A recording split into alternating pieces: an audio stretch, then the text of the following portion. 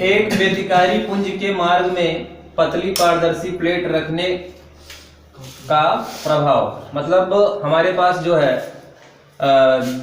जो भी दो तरंगाग्र निकलेंगे यहाँ से S1 और S2 से, वो पर्दे XY पर इनका आपने ऐसे देखा था कि यहाँ पर आपको क्या प्राप्त होता है, दीप्त फ्रिंज प्राप्त होती है। मान लो आपके पास जैसे सर्वप्रथम क्या है कि दो S1 S2 स्लिट है या कला संबद्ध स्रोत है, अर्थात यहाँ पर जो यहाँ से जो तरंगाग्र चलेगा वो समान कला में यहाँ पे पहुंचेगा, ठीक है। और माध्यम में उनका क्या हो जाएगा, अध्यारोपण हो जाएगा, परिणामी तीव्रता जिससे बदल जाएगी, अलग अलग जगहों पर अलग अलग हो जाएगी। तो ये चीज है। अब हम करना क्या चाह रहे हैं कि अगर हम जैसे हमारे पास मान लेते हैं कि S1 और S2 से जो है दो तरंगिकाएं निकली हैं, एक किरण पुंज ये निकली है S1P और दूसरी किरण पुंज निकली है S2P। अगर हम किसी इनमें से किसी एक के मार्ग में, देखो पहले ये जानो कि करना क्या है, तो अगर इनमें से हम किसी एक किरण पुंज के मार्ग में अगर कोई हम प्लेट रख देते हैं, और ये प्लेट कैसी होगी, पारदर्शी होगी। देखो यहाँ पे पहले बोले कहाँ, ये देखो है ना, तो पारदर्शी प्लेट होगी, नहीं तो आप देख ही नहीं पाओगे। अगर अपारदर्शी रख दोगे तो आपको प्रकाश ही उधर नहीं जाएगा, तो वो घटना ही नहीं होगी, आपका वो सब गड़बड़ हो जाएगा। तो ये पारदर्शी आपके पास प्लेट रहेगी। मान लेते हैं कि इस प्लेट का अपवर्तनांक स्मॉल n है, ठीक। स्मॉल n अपवर्तनांक वाले एक ये प्लेट है और इसको रखा गया है जो S1 से तरंगिका निकल रही थी और P पर जा रही थी, आपतित हो रही थी P पॉइंट पर, उसके मार्ग में रखा गया, ठीक। तो इससे होगा क्या, इससे होगा ये कि अगर ये ना होता तो जैसे यहाँ पर दीप्त फ्रिंज प्राप्त हो रही थी, ठीक। तो अब यही दीप्त फ्रिंज जब हम इसके मार्ग में इसको रख देंगे, मतलब पारदर्शी प्लेट को एक रख देंगे, तो क्या होगा, सब कुछ अब भी वैसा ही रहेगा, व्यतिकरण अब भी आपको प्राप्त होगा। ऐसा नहीं कि व्यतिकरण नहीं प्राप्त होगा, बस थोड़ा सा क्या होगा, जो पहले यहाँ प्राप्त हो रहा था अब हो सकता है कि थोड़ा सा हट करके दूसरी तरफ प्राप्त हो, और ये उसी तरफ हटेगा जिस तरफ आपने इसको रखा है, ठीक है। इसको जैसे इसके मार्ग में रख देंगे तो थोड़ा सा इधर शिफ्ट हो जाएगा, है ना। तब अगर इस वाले के मार्ग में अगर आप रख देते तो आपका जो दीप्त फ्रिंज प्राप्त हो रहा था यहाँ पर P पर, वो आपका क्या कहाँ प्राप्त होता है, इस पर, यहाँ नीचे कहीं। अगर इस वाले के मार्ग में रख दिए तो थोड़ा सा ऊपर। मतलब कहने का ये है कि जो फ्रिंज हमें प्राप्त हो रहा था वो थोड़ा सा क्या हो जाता है, शिफ्ट हो जाता है, बाकी सब कुछ उसकी वो सारी चीजें वही होती है। अब जितनी शिफ्टिंग होती है, मान लो यहाँ से यहाँ तक की जो शिफ्टिंग हो गई है, यहाँ से उठ करके फ्रिंज जो दीप्त फ्रिंज हमको P पर प्राप्त हो रही थी, वो P पर ना प्राप्त हो करके हमें प्राप्त हो रहा है P डैश पर, मान लो तो P डैश पर प्राप्त होगा। अब यही जो P और P डैश के बीच में जो दूरी है, यानी ये दूरी अगर हम नाप लेंगे तो वो दूरी जो है इसकी थिकनेस के बराबर है। बात समझ लो भैया, तो इसकी थिकनेस के बराबर हो गई, यानी यहाँ पर जो पारदर्शी प्लेट हमने रखी है उसकी थिकनेस के बराबर हो जाएगी। दूसरी चीज है, अब हाँ, तो बस हमको वही करना है, इसकी थिकनेस निकालने के लिए हम कैसे क्या चीज कर सकते हैं। तो सर्वप्रथम देखिए, ये प्लेट का माध्यम का अपवर्तनांक मैंने कितना कहा है, प्लेट जो है उसको मैंने बोला है कि n है। मान लेते हैं कि और इधर ये सब हवा है, तो हवा यहाँ से जो तरंगिका चल रही है उसको हवा में कितनी दूरी तय करनी पड़ रही है ना। ये सब वगैरह बोल दिया गया कि स्लिट और पर्दे के बीच की दूरी D है, और दोनों जो रेखा छिद्र है उनके बीच की स्मॉल दूरी है, और केंद्रीय फ्रिंज से दीप्त फ्रिंज के बीच की जो दूरी है उसको हमने यक्ष्यम कहा है। मतलब MV फ्रिंज P पर प्राप्त हो रही है, MV दीप्त फ्रिंज हमको कहाँ पर प्राप्त हो रही है, XM पर प्राप्त हो रही है। तो ये सारी चीजें हैं। अब हम देखो क्या कहेंगे, सर्वप्रथम कहेंगे S1P के द्वारा, S1P द्वारा हवा है ना, हवा में तय मार्ग। अगर मैं आपसे ये पूछूं कि ये कितना, यहाँ से जो तरंगिका चल रही है, यहाँ से जो तरंगिका चल रही वो हवा में कितना चल रही है भाई, तो देखिए आपका यहाँ से यहाँ तक हवा में चली और फिर यहाँ से यहाँ तक हवा में चली, यानी आप कह सकते हो कि S1P minus S1 P minus T, इतना ये चली कहाँ पे, हवा में चली है। और कितना चल रहा है, यहाँ से जो तरंग चल रही है वो हवा में कितना चला, इतना चला। और जो आपने प्लेट लिया हुआ है उस प्लेट में कितना चल रहा है, वो टी चल रहा है। ठीक, मान लेते हैं कि हवा में जो उसकी चाल है, हवा में जो चाल है यानी वो निर्वात में चाल है, यानी इसकी सी है। और जो ये आपका ये वाला है प्लेट है, प्लेट में आपकी जो चाल है वो हम मान लेते हैं बी है। ठीक है, तब हम कहेंगे S1P के द्वारा, मतलब जो यहाँ पर S1 से तरंगिका चल रही है, S1 से चलने वाली तरंग द्वारा S1P दूरी तय करने में लिया गया समय। तो समय बराबर आपको पता है दूरी बटा चाल होता है। तो दूरी पहले तो ये है S1P माइनस टी और बटा हो जाएगा C, है ना, और प्लस, भाई इतने से तो काम नहीं चलेगा, ये तरफ हवा में दूरी हो गई भाई, हवा में तय किया गया पथ बटे हवा में प्रकाश की या तरंग की चाल। और उसके बाद में अपने पास यहाँ पर क्या हो जाएगा T, ठीक है, अपने पास यहाँ पर क्या हो जाएगा T, और इसमें चली गई प्रकाश की चाल। तो इस तरह से हो जाएगा हमारे पास, ये हमें मिल जाएगा समय। अब हम और क्या कर सकते हैं, हम देखो जानते हैं कि n बराबर होता है C बाई बी होता है। तो यहां से अगर हम निकाल लें तो 1 बाई बी बराबर हमको मिल जाएगा n बाई सी। ठीक है, 1 बाई बी बराबर हमको मिल जाएगा n बाई सी। जहां पर अपना 1 बाई बी है वहां पे हम वैल्यू पुट करेंगे S1P माइनस टी बटा सी प्लस यहाँ से हो जाएगा NT और बटा में C हो जाएगा। ठीक, अब इसको हम एक इकट्ठा लिख देते हैं। तो S1P माइनस क्या, हम इसको ऐसे लिख देते हैं plus n minus 1 into t by c, है ना। तो कहने का मतलब ये है, अपने पास देखो मैंने क्या किया, देखो ये माइनस ये टी, ये दोनों में टी था तो कॉमन कर लिए हैं और इस तरह से अपना ये हो जाएगा, समझ लो ना। यानी S1P plus n minus 1 t by सी।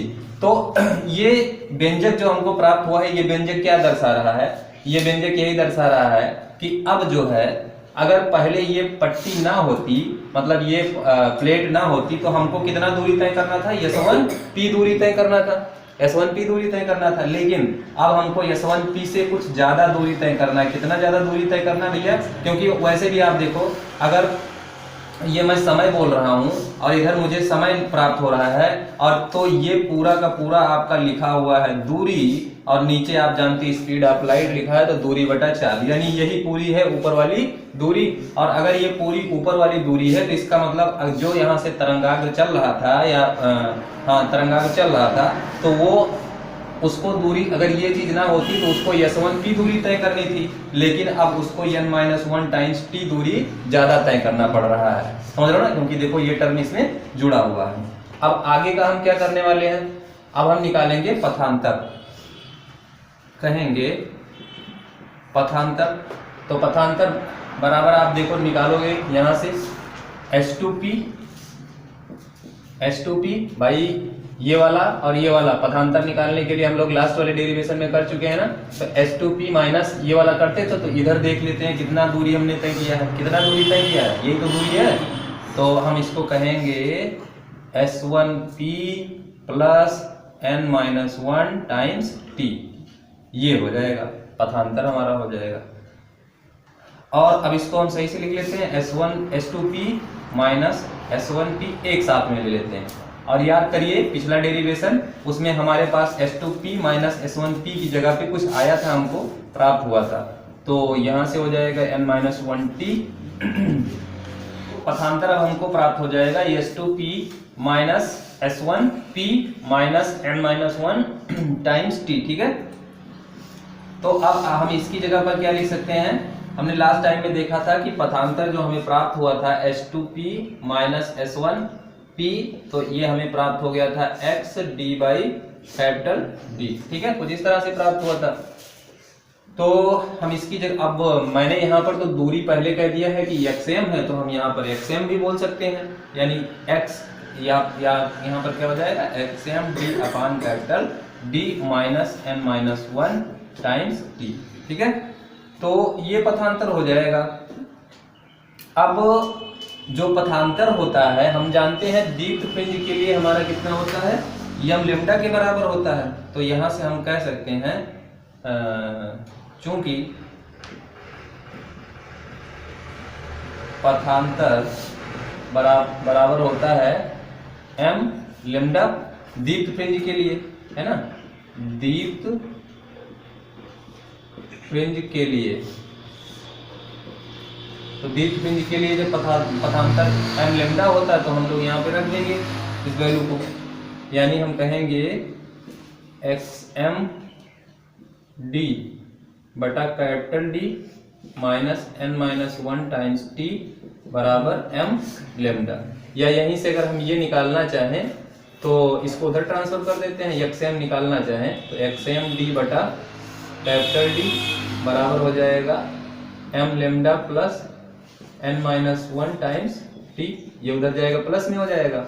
या यहीं से हमें मिल जाएगा xm बराबर कैपिटल D बटा small d times m lambda plus n minus 1 times t। ठीक है, ये तो तब के लिए हमें प्राप्त हुआ है, मतलब एमवी दीप्त फ्रिंज हमको कहां पर प्राप्त होगी, एमवी दीप्त फ्रिंज हमको प्राप्त होगी इतनी दूरी पर हमको एमवी दीप्त फ्रिंज प्राप्त होगी।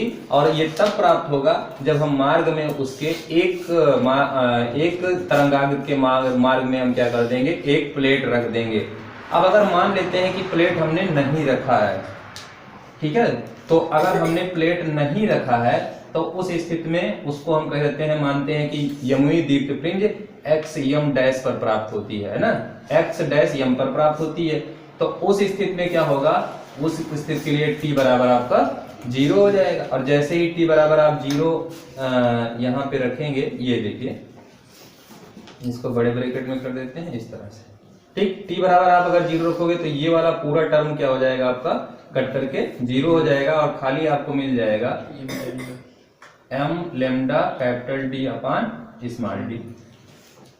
अब देखो जैसे मैंने शुरुआत में ही कहा था कि जो हमें जहां पर फ्रिंज प्राप्त होगी, अब अगर हम मार्ग में ये चीज रख देंगे, प्लेट रख देंगे, तो वो वहां से थोड़ा सा शिफ्ट हो जाएगी, कुछ दूरी पर प्राप्त हो जाएगी, तो अब हमारे पास ये है जब हमने मार्ग में नहीं रखा है तब, और जब हमने मार्ग में प्लेट रख दिया है तब, तो कितनी दूरी पर शिफ्ट हुई, इसको निकालने के लिए हम क्या करेंगे, घटा लेते हैं। हम इसको यहाँ से कह देंगे कि xm, या हम कहेंगे कि फ्रिंज की स्थिति, इसको हम कह देते हैं x0। तो x0 अगर हम कह देते हैं फ्रिंज की स्थिति, मतलब फ्रिंज कितना शिफ्ट हुआ, एक स्थान से यहाँ से कितना आगे चला गया, वो हम x0 कह देते हैं। और वो x0 बराबर होगा xm माइनस xm डैश, ठीक, तो ये चीज हो जाएगी। अब यहाँ पर अपने पास xm बराबर कितना है, xm बराबर है, गुणा करके लिख लेते हैं, कैपिटल D m लेम्डा बटा small d plus n minus 1 times t capital D बटा स्मॉल d, ठीक है।